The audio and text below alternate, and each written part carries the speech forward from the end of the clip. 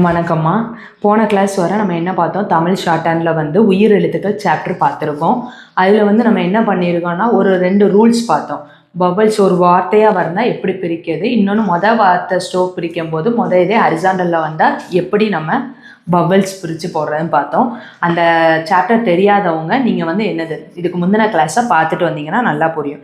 இப்போ நம்ம என்ன பார்க்க போகிறோம், அதே உயிர் எழுத்துக்களில் நம்ம ஒரு செஷன் பார்க்க போகிறோம். அதாவது ஆரம்ப உயிர்க்குறி. ஆரம்ப உயிர்க்குறிங்கிறது மோஸ்ட்லி சில நேரத்தில் நம்மளுக்கு தமிழ் வந்து ஆரம்ப உயிர்க்குறி வந்தால் நம்ம வவ்வல் போட வேணாம், இந்த சைனை போட்டுக்கலாங்க. அதாவது என்னது அப்படின்னா, இப்போ வந்து ஸ்டார்டிங்கில் நம்மளுக்கு அதாவது ஆரம்ப உயிர்க்குறி ஸ்டார்டிங் நீங்கள் வந்து படிக்கிங்க. ஸ்டார்டிங்கு ஆவோ ஆவோ வந்து ஆரம்பிச்சா அதாவது ஆரம்பம் இருக்கு, அப்போ ஆள் ஆரம்பிக்கும். ஆனா என்னது அற்புதம் இருக்கு, அப்போ ஆள் ஆரம்பிக்கும். இந்த மாதிரி ஆள் ஆரம்பிச்சா நம்ம வவ்வல் வந்து என்ன படிச்சிருக்கோம், first place above the line படிச்சிருக்கோம்.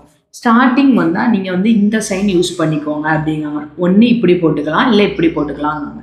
இது இது கிடையாது, இதுவும் தான், இதுவும் தான். எந்தெந்த ஸ்ட்ரோக்கோட சேரும்போது எந்த திசை வரும் அப்படிங்கிறத பார்ப்போம். சரியா? இப்போ ஆங்கிறது வந்து என்ன திசைன்னு நான் சொல்லிடுறேன். இப்படி போடலாம், இப்படி போடலாம். சரியா? அதே மாதிரி இங்கே பாருங்கள், ஏன்னு ஸ்டார்டிங்கில் வந்தால் நம்ம வந்து பெருசாக வந்து போடுவோம் தெரியுமா, இவ்வளோ பெருசாக. அதை வந்து குட்டியாக போட்டுக்கணும், சின்னதாக. ஒன்று இவ்வளோ கீழேருந்து மேலே, மேலேருந்து கீழே. இதுவும் ஏன்னு சொல்லலாம், இதையும் ஏன்னு சொல்லலாம். ஓகேவா?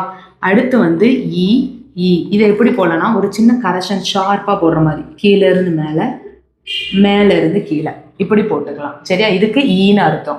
அடுத்து பாருங்க, ஊக்கு என்ன அர்த்தம்னா, நீங்கள் இச்சா ஸ்ட்ரோக் படிச்சிருக்கீங்கல்ல, மேலேருந்து கீழே. இதே மாதிரி மேலேருந்து கீழே சின்னதாக போடலாம், இல்லைன்னா கீழேருந்து மேலே போட்டுக்கலாம். இந்த தசை வந்து நிறைய பேர் குழப்பாங்க, எல்லாரும் இப்படிம்பாங்க. இது இப்படி கிடையாது, இச்ச தசை, அதை ஞாபகம் வச்சுக்கணும். அடுத்து பாருங்க, ஓக்கு நம்ம இங்கிலீஷில் ஆறு இப்படி போடுவோம் தெரியுமா, இல்லைன்னா காக்கா வரையும் போது இப்படி வரையும்ல, அந்த மாதிரி இப்படி போட்டுக்கலாம், இல்லைன்னா இந்த சைடு வரும். எப்படினாலும் நம்ம போட்டுக்கலாம், இப்படி போட்டுக்கலாம். சரியா? இது வந்து எந்தெந்த ஸ்ட்ரோக்கோடு சேரும் போது எப்படி வருது அப்படின்னு, இதுதான் வந்து ஓவரால் மீனிங். இதுக்குள்ள வார்த்தை ஆரம்பத்தில் இது வந்தால் இந்த சிம்பிளை நம்ம யூஸ் பண்ணிக்கலாம் அப்படின்னு அர்த்தம். இதை கொஞ்சம் நல்லா தரவு பண்ணிக்கோங்க. தரவு பண்ணிட்டு என்ன பண்ணணும் அப்படின்னா, இதை இப்படி பண்ண உடனே நம்மளுக்கு வராது, எந்தெந்த திசையில் வருங்கிறது நம்மளுக்கு என்ன செய்யாது, வராது. அப்போ நம்ம page number Tamil short handle எது எடுக்கணும்னா 10 எடுத்துக்கோங்க. 10 எடுத்துட்டு அதில் பாருங்கள், உயிர் ஆன்னு இருக்குது, குறி வந்து அதோட சிம்பிள் கொடுத்துருக்காங்க, நான் சொன்னேன்ல ஆல்ரெடி. அப்போது இதை எப்படி எழுதணும் அப்படின்னா, ஃபஸ்ட்டு எடுத்தோடனே உங்களுக்கு இப்படி கொடுத்துருக்காங்க. சரியா? இதை வந்து என்ன செய்யுங்க, ஒரு 2 லைன்ஸ் விட்டுக்கோங்க. 2 லைன்ஸ் மட்டும் விட்டுக்கோங்க. ஃபஸ்ட்டோட சிம்பிளை மட்டும் நான் எழுதிட்டேன். அதில் எல்லாத்துக்கும் சேர்த்து எப்படி எழுதணும்னு இருக்காங்க. வந்து இது வந்து என்ன ஸ்ட்ரோக்கு, இச்சாவோட சேரும் போது, ஏன் அந்த கோட்டில் படாமல் எழுதியிருக்கேன், ஆங்கிறது என்னது நம்மளுக்கு ஃபஸ்ட்டு பிளேஸ், அதனால மேலேயே முடிச்சுட்டேன் அபோவ் த லைனில். இப்போ இதை வந்து என்னன்னு வாசிச்சு பாருங்க. ஒன்று இச்சான்னு சொல்லலாம், இல்லைன்னா இச்சான்னு சொல்லலாம். சரி, இது எப்படினாலும் வரும். ஆனால் இச்சா வரும்போது இருந்தால் அது இந்த திசையில தான் வரும். அப்போ இதை 2 லைன்ஸ் விட்டுக்கோங்க. ஓகேவா? இந்த லைன் ஃபுல்லாக எழுதணும், ஐச்சன். அடுத்து பாருங்க, அப்போ ஆடாவும் வரும், ஆடாவும் வரும், எப்படினாலும் வரும். அப்போ ஆட இது ஒரு 2 லைன். இப்படியே நீங்கள் போய்கிட்டே இருந்தீங்கன்னா அந்த லைன் முடிகிற வர இருக்கும். ஆலன்னு சொல்லலாம், ஆலன்னு சொல்லலாம். இந்த மாதிரி நீங்கள் வந்து என்னது, இந்தந்த ஸ்ட்ரோக்கெலாம் சேரும் போது என்னது, இந்த திசையில தான் வரும். இதை மனப்பாடம் பண்ண முடியாது, எழுத வந்துடும். ஜஸ்ட் 2 லைன்ஸ் ப்ராக்டிஸ் பண்ணுங்கள். அடுத்து வந்து இங்கே பாருங்கள், பேவோட சேரும் போது இந்த சைடு தான் வரும். பே இது ஒரு 2 லைன். இங்கே பாருங்கள், ரேவோட சேரும்போது இந்த திசையில் வரும். இப்படிங்கிறத நீங்கள் இல்லைவோட சேரும்போது இந்த திசை தான் வரும், இல்லை. இன்னும் நல்லா கவனிக்கணும், சில நேரம் இந்த திசைகள் 2 திசைகளுமே சில நேரம் வந்து சில ஸ்ட்ரோக்ஸுக்கு வந்து எடுபடாது. அப்போ அவங்க என்ன பண்ணுறாங்க பாருங்கள், இந்த ஹேக்லாம் வந்து இதுவும் ஒத்து போகாது, இதுவும் ஒத்து போகாது. அப்போ இந்த மாதிரி சூழ்நிலையில் வவ்வல் வச்சுக்கணும் முன்னாடி.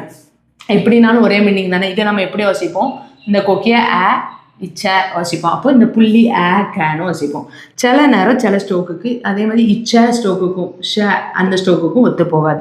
அப்படிங்கிற பட்சத்தில் என்னது, இது வந்து ஆன்லைனில் போட்டிருக்கேன், மேலே போடணும். அந்த மாதிரி சூழ்நிலையும் ஒத்து போகாதுக்கு அதை போட்டுக்கணும். ஓகேவா? இந்த மாதிரி எல்லா ஸ்ட்ரோக்கும் நம்ம படித்த ஸ்ட்ரோக்குலாம் சேரும்போது எப்படின்னு போட்டிருக்காங்க. ஈயை பாருங்கள், ஈயும் அதே மாதிரி தான். ஈட அப்படியே ஒவ்வொன்றும் நீங்கள் வந்து என்ன செய்யணும், எழுதணும். கேவோட சேரும்போது என்னது, ஈக்க. சரி, அந்த டிக்கை வந்து கரெக்டாக போடுங்க. சில நேரத்தில் நம்மளுக்கு வந்து என்னது ஈ போட முடியாத இடத்துல இதை போட்டுக்கணும். ஈ வந்து த்ரூ த லைன் தேர்ட் பிளேஸ்னால நான் இப்படி போட்டுருவேன். ஊவை பாருங்கள், ஊப. இன்னொன்று வந்து என்னது ஊம. இந்த மாதிரிலாம் வரும். அடுத்தது ஏ பாருங்க, ஏ ப. அடுத்து வந்து என்னது ஏ இம். இந்த மாதிரி எந்த திசையோட எது சேரும்போது வந்தால் நம்மளுக்கு எப்படி வருங்கிறது தெரியும். ஓவும் அதே மாதிரி தான், ஓ ப. அடுத்து பாருங்க ஓம், ஓ இல்லை. இந்த மாதிரி வரும். ஒவ்வொன்றும் 2 லைன் எழுதும். ஓகேவா? எழுதி முடிச்ச பிறகு பயிற்சி 5 இருக்கு பார்த்தீங்களா? 5 நம்ம எப்போ போல ஒரு ஹோம்ஒர்க் சிஸ்டம் ஃபாலோ பண்ணுவோம்ல, 5 லைன் எழுதுவோமா? இந்த சைடு என்ன செய்வோம்? தமிழ் எழுதிக்கிறோம். ஆனால் இதில் சிம்பிள் இருக்கனால முதல் சிம்பிள் எழுதிக்கிறோம். சரியா? சிம்பிள் எழுதிட்டு இப்போ என்ன செய்யணும்? 5 லைன் விட்டுறணும். இப்போ நீங்கள் சொல்லி பார்க்கணும், இது என்ன படிச்சிருக்கோம் நம்ம? இப்போ நான் ஸ்டோக்கு எப்படி படிக்க சொன்னேன்? இக்கு. இக்கு. இது என்னது? ஃபர்ஸ்ட் பிளேஸில் புள்ளி இருந்தால் இக்கு இந்த சைடு எழுதுங்கன்னா இக்கு க. இது இத்து. இத்து இ தி அகதி. சரியா? இப்படி ஒரு 5 லைனுக்கு ஒரு ஸ்ட்ரோக் எழுதி வச்சிருப்பீங்கல்ல, 5 லைன் விட்டு. அப்போ இதை வாசிச்சு இதில் எழுதி பாருங்க, க லி. இதை கரெக்ஷன் பண்ணுங்க. பண்ணதுக்கு அப்புறம் என்ன செய்யுங்க? 5 லைன் இப்படி எழுதுங்க, அகதி அகதி அகதி. எப்போவுமே ஸ்டோவ் ஃபுல்லாக முடிச்சுட்டு தான் பபுள் வைக்கணும். இப்படி பயிற்சி 5 வந்து நீங்கள் என்ன செய்யுங்க? முடிச்சிருங்க. ஓகேவா? முடித்ததுக்கு அப்புறம் நம்ம அடுத்த அதே சாப்டரில் இன்னும் இருக்குது, நம்மளுக்கு முடியலை. இப்போ வந்து நல்லா பாருங்கள், அடுத்த சாப்டர் கொஞ்சம் அதிலேயே வருது. இதெல்லாம் முடிச்சுட்டு வீடியோலாம் கூட நீங்கள் க்ளோஸ் பண்ணி முடித்ததுக்கப்புறம் அடுத்த சாப்டர் பாருங்கள். அதே உயிர் எழுத்துக்களில் தான் வருது. இப்போ காடுன்னு வச்சுக்கோங்களேன். காடை நம்ம எப்படி பிரிப்போம்? காடு. ஆனால ஃபர்ஸ்ட் பிளேஸு அபோத லைன். ஆனால் அது ஹரிசாண்டல் ஸ்ட்ரோக்னால என்னது? டூவும் அபோத லைனில் வரும். அப்போ காடுவோட ஸ்ட்ரோக்கு இதான்னு எல்லாருக்கும் தெரியும். புரியாதவங்க வபல் லெசன் பார்த்துட்டு வாங்க.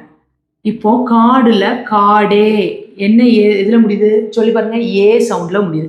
முடிகிற சவுண்ட் எப்போவுமே ஏல வந்தா காடே அப்படின்னு வந்தா கா நம்ம எப்பவும் போல நம்ம போட்டுறணும். கா இடு. காடு தானே. காடேனா கா டே இப்படி கூட நம்ம போடலாம். அப்படி தானே? இதுவும் கரெக்டு தான். ஆனால் அவங்க என்ன சொல்கிறாங்க, லாஸ்ட் லெட்டர் முடியும் போது கஷ்டப்படாதீங்க, சேர்த்தே எழுதிருங்க. ஏன்னு எப்பவும் முடிஞ்சா கா இப்படி இப்படி வட்டம் போட்டு இப்படி கரெக்டாக சுழிச்சிருங்க. இக்கு ஆக்கா இட்டு நான் சுழிக்கிறதுக்கு ஏன்னு வாசிச்சுக்கோங்க அப்படிங்காங்க. அதே மாதிரி காடோ. காடோ வந்து என்னது? கா. இது கரெக்டு தான். பட் ஆனால் ஈஸியாக இருக்கிறதுக்காக என்ன சொல்கிறாங்க, ஓல முடிஞ்சனால கா ஓனா ஒரு சின்ன ஓ மாதிரி போட்டுக்கோங்க.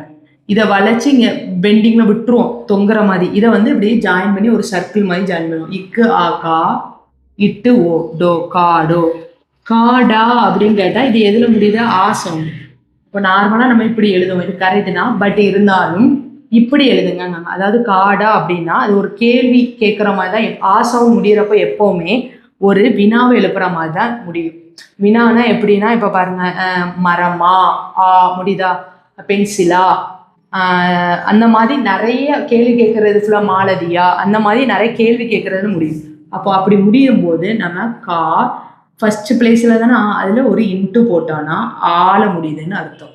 காடா அப்படின்னு. சரியா? ஏன்னா சில நேரம் புள்ளி வச்சா டேன்னு வசிப்போம். இப்போ இப்படி புள்ளி வச்சா ஆ அப்படின்னு முடியுதுன்னு பார்ப்போம். சரியா? இதே கான்செப்ட் தான் உங்களுக்கு பயிற்சி 6ல் ஃபுல்லாக என்ன பண்ணியிருக்காங்க போட்டிருக்காங்க. இதுக்கு முந்தின உள்ள சாப்டர் நல்லா பண்ண பிறகு இதை பண்ணி பாருங்க. ஓகேவா? இப்போ பாருங்க, ஊ இல் லேன்னு வச்சுக்கோங்களேன். நார்மலாக எப்படி போடுவோம்? உள்ள. சரியா? இப்போ பாருங்க, அதே வந்து என்னது? உள்ளே. ஏ சவுண்டு. அப்போ உள் ஏ சவுண்டுக்கு வளைக்க சொன்னா. அடுத்து பாருங்க, உள்ளேயே. எத்தனை ஏ சவுண்ட்? லே ஏ 2 ஏ.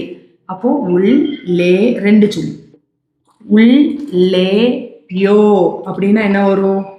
உள் ஏக்கு ஒரு சொல்லி ஓ வந்தனால அதில் ஒரு சர்க்கிள். சரியா? இந்த மாதிரி நம்ம போடணும்.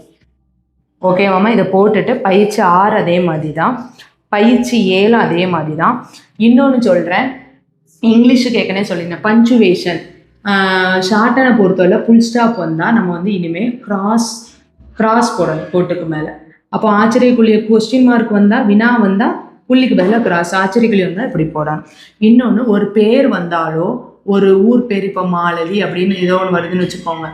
இப்படி நம்ம போடுவோம் மாலதி, இது கீழே ஒரு 2 சின்ன ஸ்லாஷ் போடணும். மாலதி வந்தாலும் எது வந்தாலும் என்ன போடணும், 2 சின்ன ஸ்லாஷ். மாலதியோ ஒரு வியாழக்கிழமை அந்த மாதிரி வீக் நேம்ஸ் வந்தாலோ அந்த மாதிரிலாம் வந்தால் என்ன செய்யணும், ஒரு சின்ன டேஷ் போடணும். இதே மாதிரி தான் பயிற்சி 7 வரை நீங்கள் முடிச்சிடலாம்.